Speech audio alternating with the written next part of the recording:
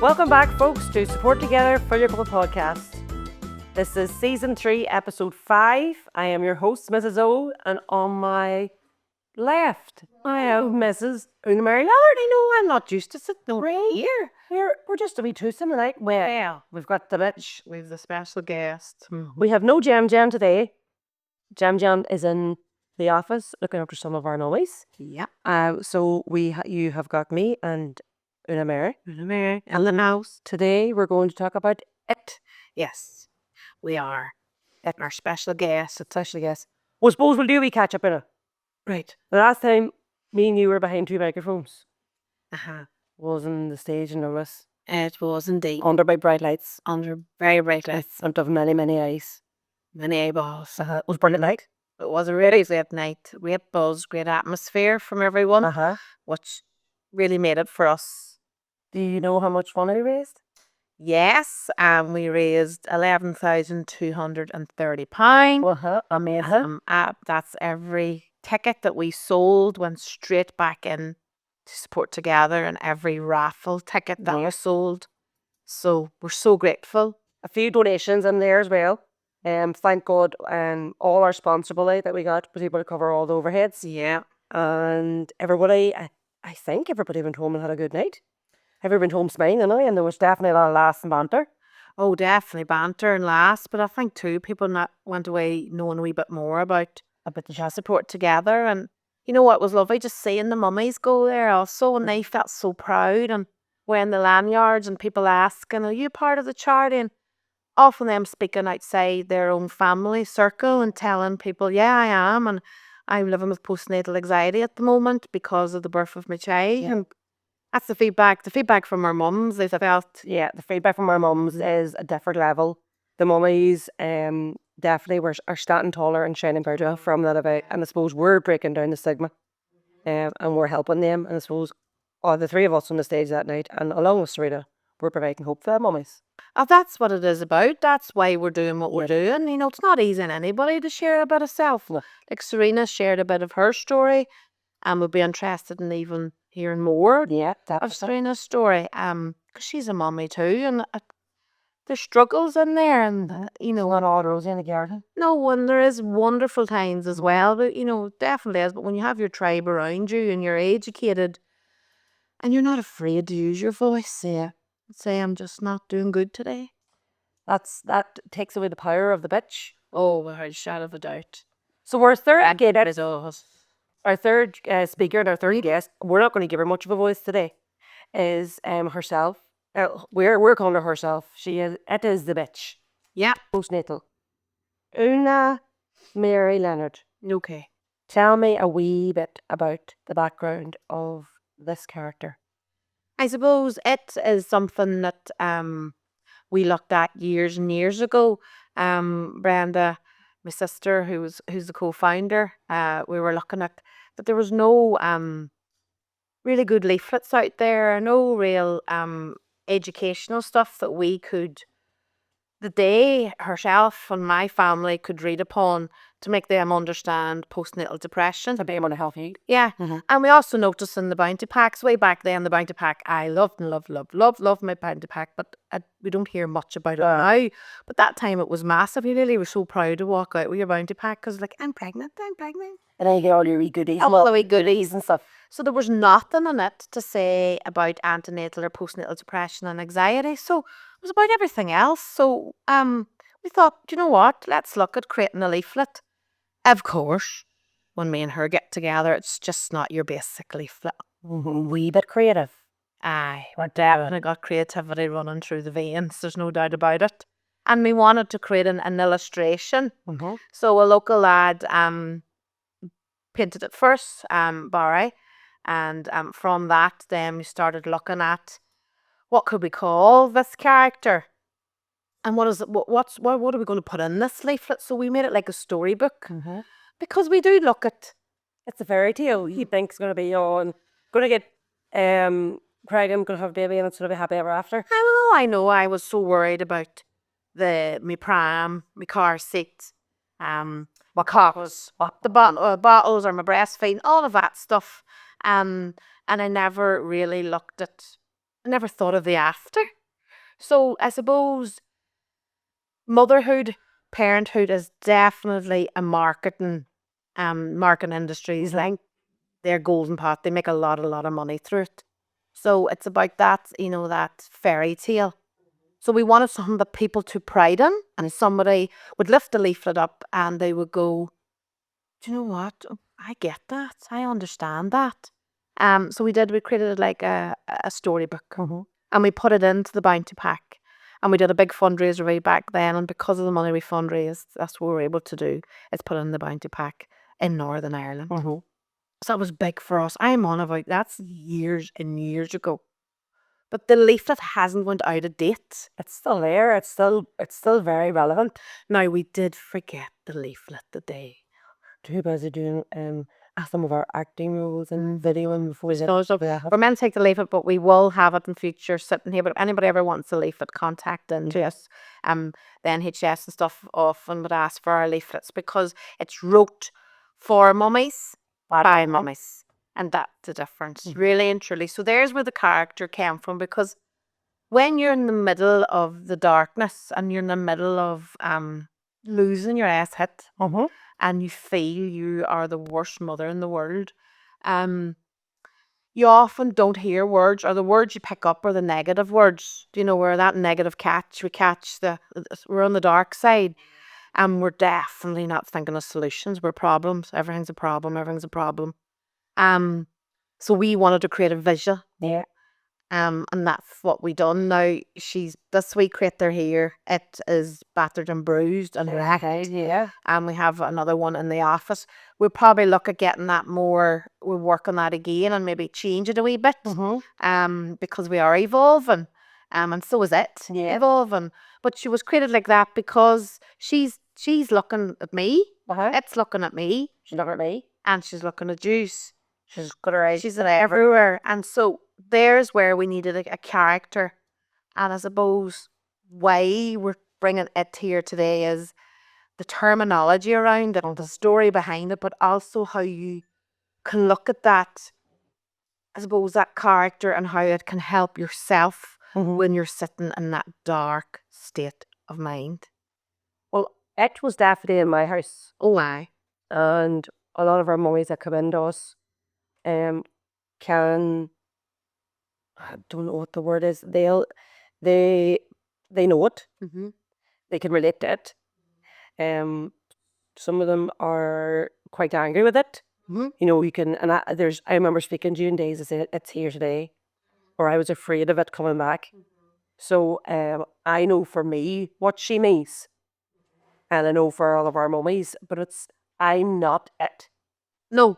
And that's why that's such a powerful thing when we bring out to any workshops and we actually work with mummies in a one-to-one, because it always is in the background everywhere in our office. And often if anyone wants to look back at some of our socials and some of our podcasts, she's in the background. She was actually in the background of the live podcast because we were in control of that, where we've come from a dark place.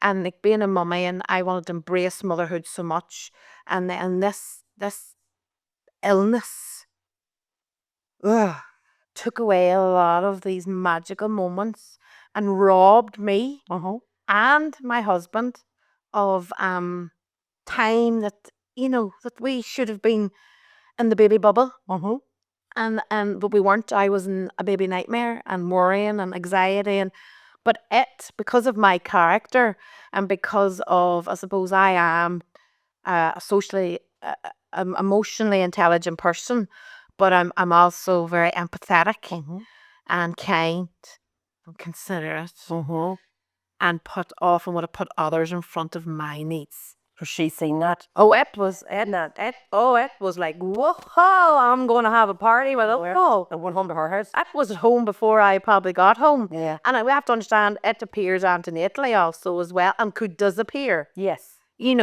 But it's about how big that became, how much it takes over your life. I suppose where we got it from, like people think when we write it IT, sounds like we got an IT person. Computer. But It's come from a mummy. Yes. Who wrote a poem. So I suppose if I read it now, this will be crack because it's way small writing. So I get it, the glasses on, and then I don't even know if I can see it right either. Am I looking well? Am I all right? Right, lovely. I'm beautiful. So it's robbed me of my happiness. It stole who I was before. It robbed me of my joy for life. Now everything is a chore. It robbed me from seeing my kids grow up. I used to be loving and fun. I look in the mirror and I don't know who I am. Who is this person they call mum? Every day I wake up and I struggle. Every day the same routine. I'm trying to tell my story. No one knows how hard it's been. Now I've had enough. Now I'm beginning to fight. You will not beat me postnatal. I'm going to put it right. But the positive you gave me postnatal and something I never forget is the help and support I'm receiving and the most amazing people I've met. I don't want to wear my mask no more. There will be lots of help I need. Postnatal, you better be scared because his gears will help me succeed. I will not let postnatal win, and no longer will I hide, because support together and wonderful new friends will be standing by my side. You are not alone. That was written by one of our former SG mums. Yeah, her name was Sabrina. Her name was Sabrina. Very creative. And it's all about it. I really get it. It robbed me of my happiness. It stole who I was before. Oh, that took away Everything that you knew. So it's the illness that took away you. You're not the illness. And we would say that to mummies. What's the signs and symptoms? Now, when we're in a group of people, and that could be a mixed bag of people, and we don't know any, maybe somebody, it's just an educational road trip. Yeah. We know the people. You peck them out a mile off because they know the signs and symptoms. Unbelievable. Yeah. But my story and your story are similar, but they're not the exact same because your story belongs to you. But we would often get them to put it up, don't we, on stickies, what do you call them, Post-its? Post-its on it. Yeah. And we would then look at it and say, look, this is the signs and symptoms. Not fit to sleep. Loss of appetite. I can't even second. Well, I mean, your irritability, withdrawal, you withdraw from the whole world. Rage is definitely a sign. Not eating or overeating. Like I know what mine was being so overprotective of Kate and that it was unhealthy. Yeah.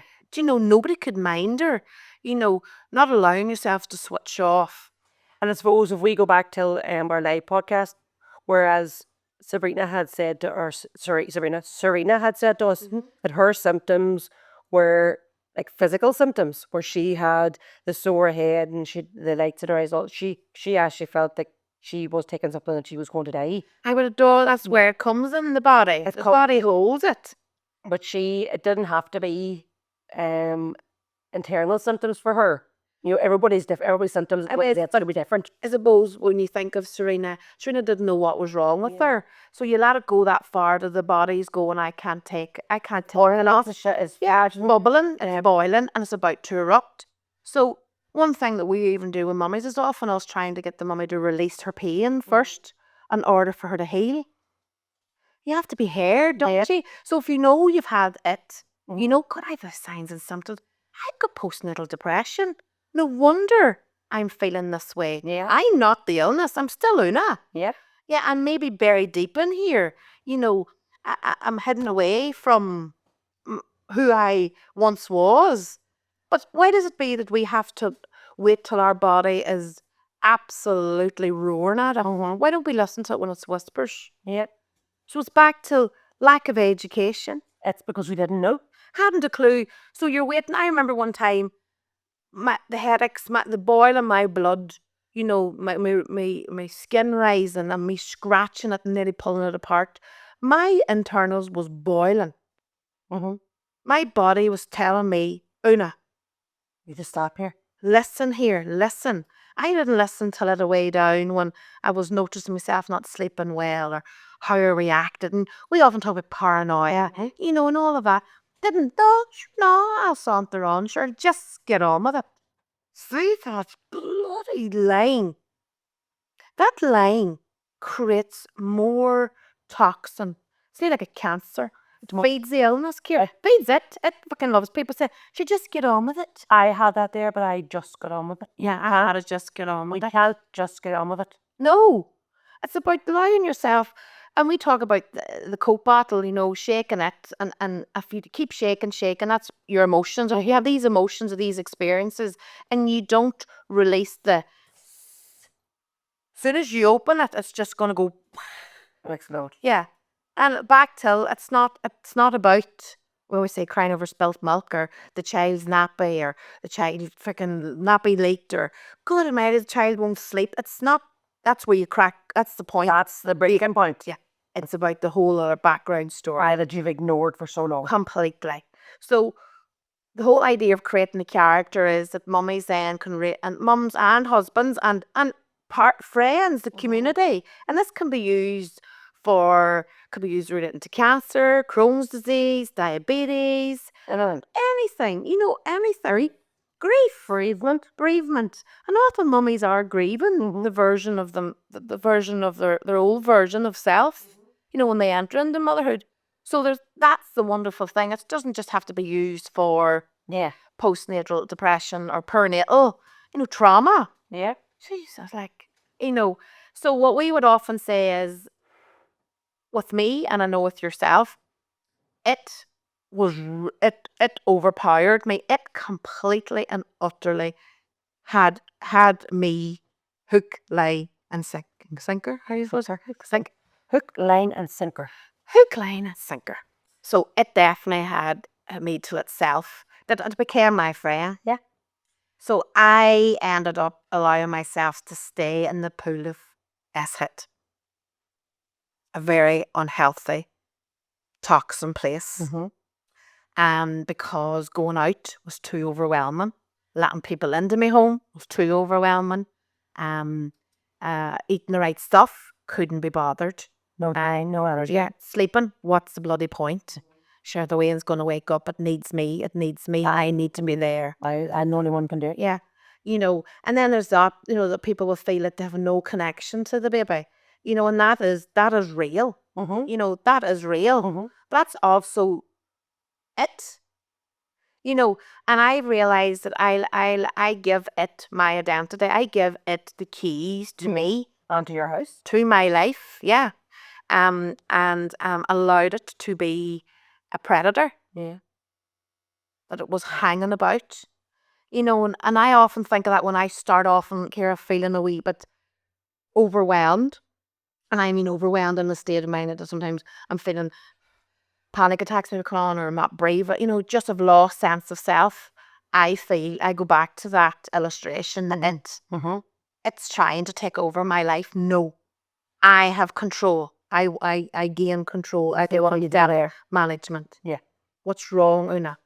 I start chatting to myself. That's tools that you've built up and you've added over the years. But it's even for myself, I'm sitting thinking like, well, it was in my house for the first 2 years. For my first 2 pregnancies. It was in my house for Orla's pregnancy, but I had education and support that wasn't in my house for Orla's birth. But you were always afraid would it come? Yes, to finish say you. Bring her on. Bring it. I actually remember at one stage going downstairs and opening the front door and just being like, come on. If you're going to come in, come in. Because the thought of it coming was worse. And she didn't get it back in the door. It didn't. Because why? Because I was educated and I had support every community around me. And because Eamon was aware. Exactly. And if it did come, it wasn't going to hang about too long, Ciara. No, she wasn't going to do it. Because you're going to kick ass a bit. And there's where the difference is. Because if we sit in an illness and we're not educated on it, it completely consumes us. It suffocates you. I was chatting to a mummy today and she was talking about, she's in a really good place. But she wasn't in a really good place. Now, go back 6 months ago. And I said, do you feel you've broke through the seal, that now you can breathe better? She says, oh my God, Una, I have breath. I can see things completely different.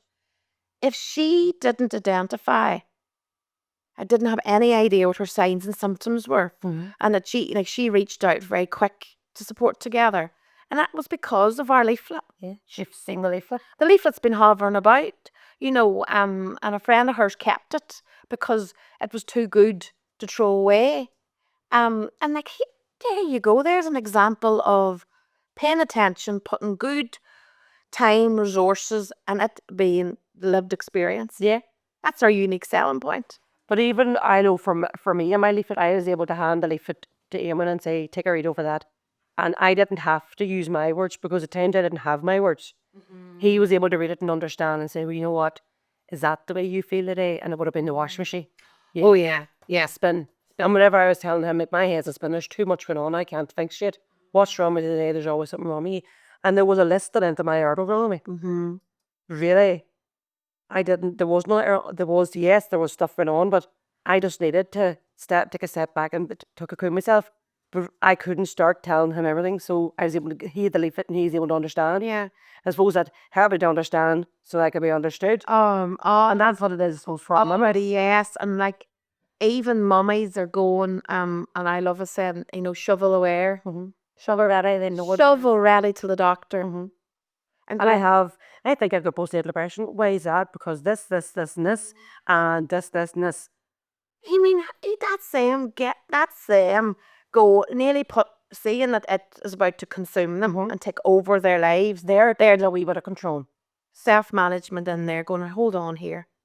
I'm going to do something about this. And even just that wee bit of control or that bit of self-management, going to the doctor and saying, I think, I'm not sure. And the doctor saying, actually, well, you know what? It sounds like it is. And we're going to try this. You leave a couple of inches taller because you're thinking about, I on top of this, I can do this. And it's if all we do is helping a mummy grow that wee inch, they'll soon get back. They'll soon get back because they're able to stand up to it. Oh, definitely. And that's one thing we all feel, men included, when they enter the hood. And I say the hood, and I'll always say it, because, and we shouldn't enter the hood, because the reason a lot of us are entering the hood when we become parents is we're ducking and diving, we're trying to survive. It's a scary place to be. We don't know what's going on with ourselves. We're looking at each other and we haven't a bloody clue, you know.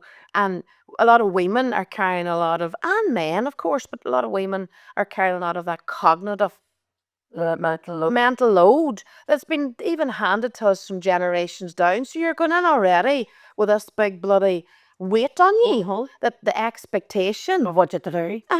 And then you're said, I'm going to do this, I'm going to do that, and I was going to breastfeed, and I had no milk in there, and I was doing this and doing that. And you know, it didn't go, my birth plan didn't go to plan. So, as I say, with my character and my personality and whatever, this is Fill Your Cuppa, the Support Together podcast, and we couldn't bring the podcast to you today without the support of Supreme Motors. Whether you're looking for something affordable or a top-tier option, Supreme have the perfect car for you, along with a commitment to exceptional care at all times. Visit suprememotors.co.uk. It was going. I have another one. There's that. I'm going to have a field day with us though. But it definitely didn't have a field day with me as my second. Yeah. I know was other circumstances it was affecting me, moving house, building house, all of that. But that's why we realised visual aid, and I'm a visual person. And also looking at the washing machine, the spin isn't, as you say, you know, and often when we enter into motherhood, we develop this OCD. You know, people are washing pram wheels before they even take the pram out. Never mind when they're bringing it back in again. Germs. Yeah. Oh, God, yeah. And you know, and that's that's just overwhelming. That's it. That's the illness that's trying to take over. And once you know this is happening, why do people not just go, right, I need to look into this. I need to go and speak to my doctor, or I need a contact and a support together and just have a conversation to see. I'm wondering, is it postnatal anxiety, antenatal anxiety? Well, I know what we're doing is we're breaking down the stigma and we're getting it out there. And hopefully over the years, I know over the years that with every bit and the building being pinker from front to back. Yeah, rollerblind. Yeah, when we stand out, our colours, we're everywhere. We're breaking down the stigma. And even just one listener, if they're thinking, God, maybe my sister, maybe that's what she has.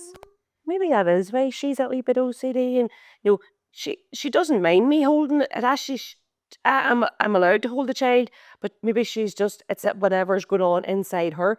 It's not her, it's the illness. So if that's all we're doing, bit by bit, breaking down the stigma, shining the light on the illness, and helping mummies out there. And do you know what one thing feeds this bloody illness? Guilt. Guilt is an absolute Killer. weed killer. So we talk about plant a seed, watch it grow, see it bloom. You know, guilt, if a mummy is consumed with guilt, she's never going to bloom in motherhood because she's constantly querying, questioning, and thinking she is terrible. Back to that, keep perfect bloody well, because I don't know anybody There's no such who's thing. had perfect. Yeah, right, it's a lovely word, and yeah, I know that, but it's about good enough. Good enough parent. I'm a good enough parent at the minute. Jim always says that. Always, always. And that's what we would say to our mummies constantly. You're doing the best you can. You know, all what guilt's going to do is guilt is the feeder, and shame. People being ashamed Shame to say. Like, and there I go now with my finger, and I'm like, but I get so, that's why I do what I do. That's why I keep going on the way I'm going on. It's not an easy industry to be in. You know, but we're passionate because we've been there. I was there and I didn't have as much help as I would have liked to have. But I was at a training, and I wasn't a mummy then. And that half an hour talk, they mentioned postnatal depression.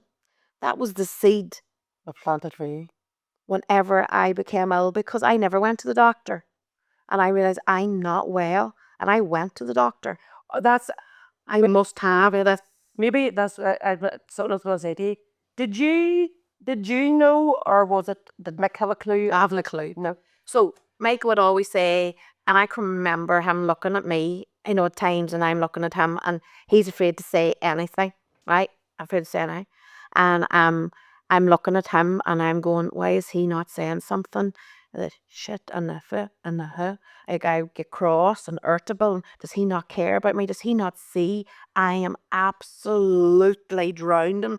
I am not coping. I hadn't the words at that time to say that.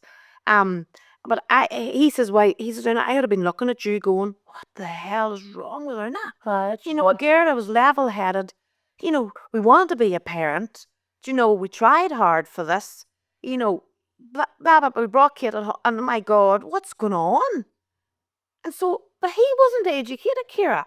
Was too So scared. think of the spin. If he even turned around and said to me, do you find you're in a wee bit of a spin now at that, or you feel the things you're losing a wee bit of control, or you don't feel safe? Straight away, I had probably went, yeah, I feel do. It would have started a conversation and a connection to me and him. Do you know what I mean? You know me, I mean, because you've been there. Yeah. So I would have thought No, he had no clue, but he knew I wasn't. He had no name. He had nothing to put it. He just thought, this doll's losing the plot. What can I do? What am I able to do? Oh my God. I suppose then that's where I'm different, because Eamon knew, and I knew, and that's why when I came to the 6-week check, he was like, I'm going with you. But he was afraid of you. His fear was, if she tells us here, and it's way bad, are they going to come take this child parent away? Yeah. So he come with me, and he was in the house anytime anyone was there, because he had to make sure nobody was taking Jude. No. Like, he would have fought them, but at the same time he was like, I know you're. But then I had the history of depression and the anxiety and all, so he was. So the signs were there. His eye didn't. Yeah, so That's where Gemma says she got help very quick. So the signs was there, and he was like, you are not. And so in the same way, so such joy and having this child, and really wanted to enjoy him and couldn't. And that's all. That was all you ever wanted. Well, what's wrong with you? But I suppose there's times he was at me, what's wrong? And I would have absolutely devoured him. Yeah. He couldn't speak. No. Got to the stage where he couldn't open his mouth, because, and I know, and yes, it was an attack. It was poking at you. Look, there's hiding now. This was feeding the dark side. Look at him poking at you. Look at him asking them questions. Look at him. So then you were barking back. And like, as I said to Michael, I never wanted to be this irritable human. I said, I didn't ask for that. But I was living with an illness that I needed medication at that time. But I also needed education. Mm-hmm. You know, I needed to have the chemicals, chemical imbalance, all that would help with the antidepressants. But then the education, for why, what's going on there. You understand it. Massively. So its character, a lot of our mummies, actually, no point saying a lot, all of them get it straight away. And they even Bobby. they do, and they'll even ring in and they will say to us, I can't come into Little Smilers today. It's definitely taken over me today. And we would say, look, well done for recognising that. Whatever signs of something they were living with that day, they just often it is they can't face the word. Mm-hmm. But is it okay if I ring you later? And there's them straight away. That's self-management. Mm-hmm. They're cocooning themselves. Yeah, have connected out and they're communicating. Yeah, that's our 4 C's. Yes.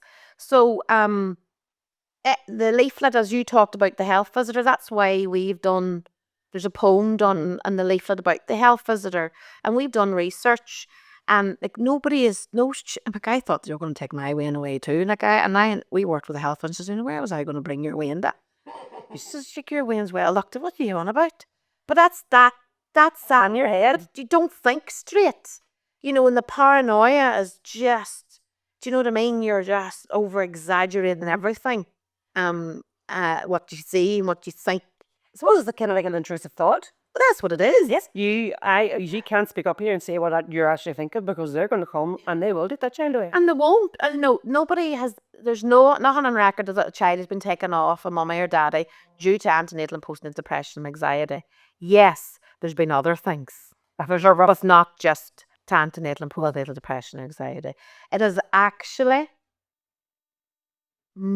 well, I don't know how to say, I probably haven't got the right terminology, but to me, anybody entering into motherhood, fatherhood, parenthood, they should see in their heads you're going to enter the hood first. And the hood is your emotional transition, that it is going to be rocky. Yep. And a high percentage of us will end up having antenatal, postnatal depression, anxiety.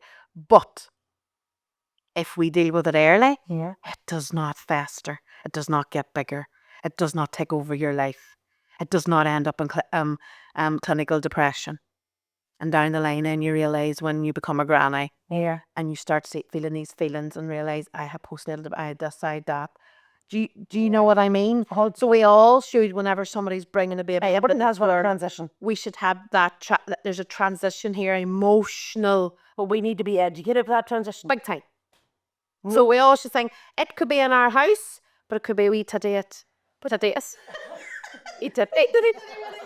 A wee tiny it. But they should be like whenever you're going out and they're handing you the leaflets, and there's, well, I suppose we do it now because we are at the baby fairs.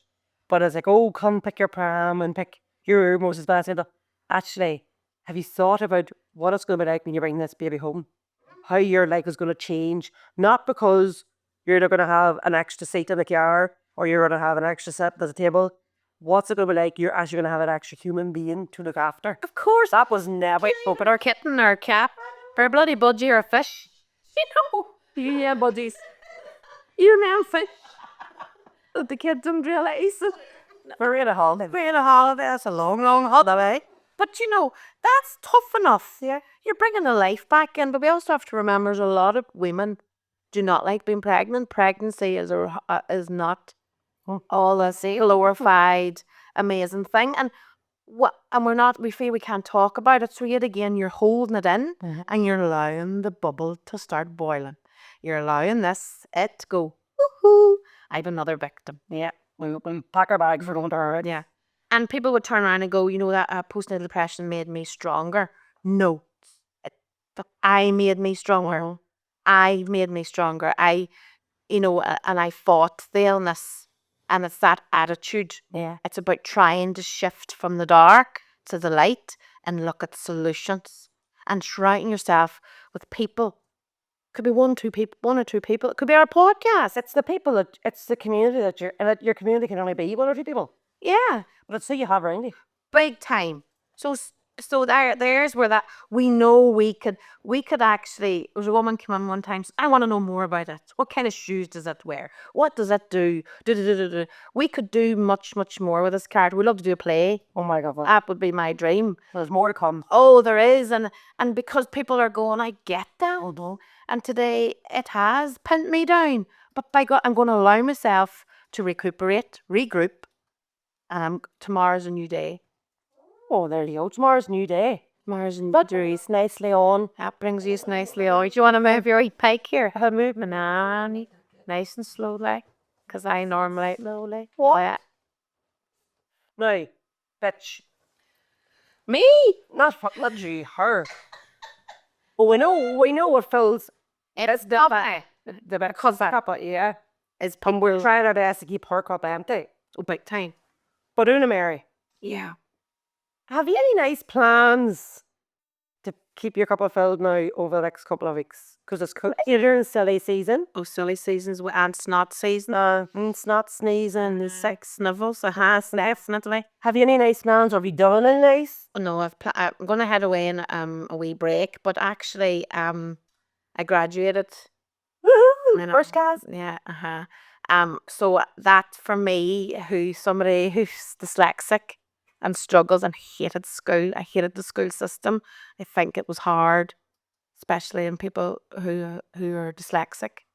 And even the fucking word dyslexic, I can't spell because it's violent.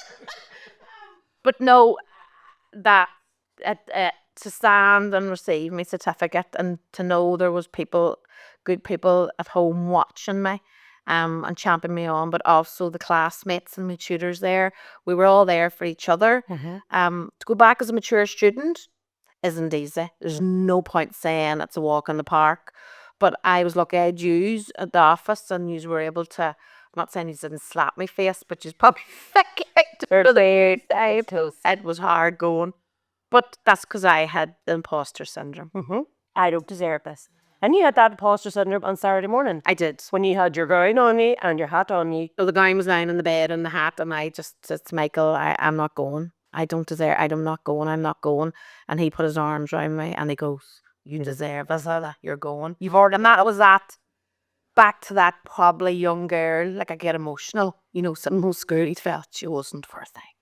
But you're very worthy. And he got on that stage and you got your certificate. I did. And look, I don't think we've had, even for Roy Banter, we never had as many freaking comments. So, and likes and loves and shares. It's a point on her head of a Lord today. I know. So I'm getting away. Yeah. But no, in order for me to do what I had to do over that time, I had to make sure I was constantly filling my cup, because you could not do that extra activity. To me, it was big for me because being dyslexic was massive. But I am a creative thinker and I was doing it on a topic that I absolutely adore, which is community development. And we were held by amazing people. So I had to keep filling my cup. I couldn't have done that in empty. No. It was just, I had a thrown version of it. I would have give up, which then would have felt my self-doubt, and it probably it could have started rising again and given it permission to, So yes, so that was a big thing for me. And we are so proud of you in Ciara. I know you are, and sure, Jem done it a few years ago as well after lockdown, and so it is. It's a really, and I feel that sense of pride, like you're at the parents' style. I'm all right, by the way. I do cry, and I love crying, so this is all healthy. Because I often get a wee mommy then you okay here now when she hears Spot kid all week. Cried all week. But you're right, there was that imposter syndrome, and then there was like, no, wise up, you stand tall and you shine bright, you deserve every inch of this. I know on Saturday we were at home watching. Poor Orla thought it was the biggest class in the world. They did it constantly, keep it up to get everybody looked to see out of the hat. But your 2 children were at home watching it. Oh my word. And then you were my wee mommy. Mum sent me a wonderful message and it just warmed my soul. Yeah. Don't get me going again. And Caitlin and Podrick, so she was screaming, as she said, because you hear Una Leonard and they were like screaming that she was screaming. The next person to graduate is going to be Caitlin. Oh, yeah. And Caitlin's severe dyslexia. Yeah. So I did that also to prove, you can do it. And the amount of mummies that have come in this week, and I know, first thing, oh my God, give me a hug with it. They're just, and it is, that's that sense of community. And often you are setting that sense of hope. It doesn't stop. Yeah. Re-educating yourself. I'm 50. In my 50th year, what could I have achieved? I know, right, Ciara? I'm not 50 next week. 51 next week. But you know, and you keep do it. Do it. Dance with a hold you back. You snare it to look at the fear in the eyes and go, Briggy, Why am I doing this? yeah, for me, you know, where I'm doing this for, and often it is to break through something that maybe did put you in a position many years ago that wasn't pleasant. Yeah. But that makes me fight harder. Mm-hmm. What about you, Mrs. O? What's filled your cuppa? Or what have you been doing since we last? I have been actually taking it easy.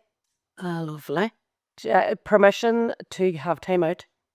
That's immensely important. Because I think after doing the Molly banter and everything, I know, being famous. being famous, I know, I couldn't even walk down the street. I was surprised I didn't ask you to switch up. Well, then we did. They did, and I said it was too cow. I wasn't ever doing it. No. I wasn't traveling home at the Belfast, yeah, for sure. But no, I have had permission to take time out and enjoy my time out. Really? And not being rough on myself, because when I say after that week or the 2 weeks after my banter that I was fucked, I fell asleep one day in the office. You were Kentucky Fried Chicken. Well, we did have like a wrap day, a day where we're looking our wellness day. Yeah. And you cocooned yourself, and we turned the lights off, and I snored. because we needed that. Yes. But then we were going to use it again. Is that when you ever tease me, Jem? I know, like your mind is going and you're going and you're down, and then it's just getting like you have to learn to come down. That we did take we did take wind down time, Yeah. because we know we need it. But we did it as a team, Yeah. because we wanted to hold each other. So it wasn't that Ciara was sleeping on the job place. We do a hell of a lot of work in that office. Yes, I'm on the endless days, but no, permission to have time out and not being annoyed at myself. Now things go back to normal next Monday. I'll be back in full swing and routine for everything, but I'm not be hard myself that I haven't in the last 2 or 3 weeks. And that's very important. Mm-hmm. So you've just been minding self. Yeah, And and that's the usual. I know. Hey, really, and I've not. But then I'm not here. It'll all happen. Silly season. There, I'd have it some bands. Man in the red suit. Are you ready for a wee bit of cheese? No, Ciara, could we pause the cheese? No, we can't not have some cheese. Oh, my. Mom, it's not Syria. I know, that was dirt. I know. Why did the skeleton cross the Funny dirty jokes. Why did the skeleton? What? That's what a skeleton crossing the road about. Because he had no stomach for it. Right. I loaned my grandfather clock to my friend, and he still hasn't returned it. Right. He owes me big time.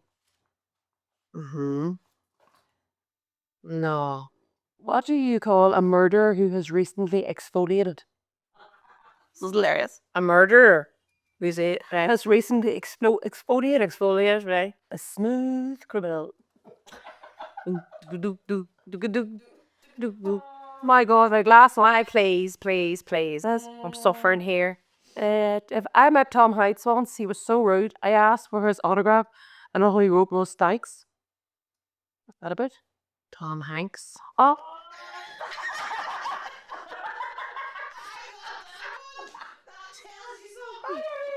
Oh, why not?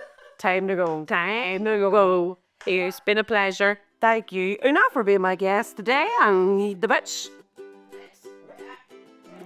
That's us over and out for season 3, episode 5. I hope you enjoyed it.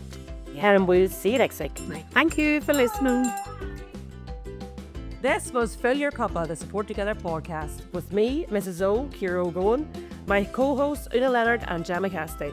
The podcast today was brought to you with thanks to our sponsor, Supreme Motors NI, and produced by 9874 Creative.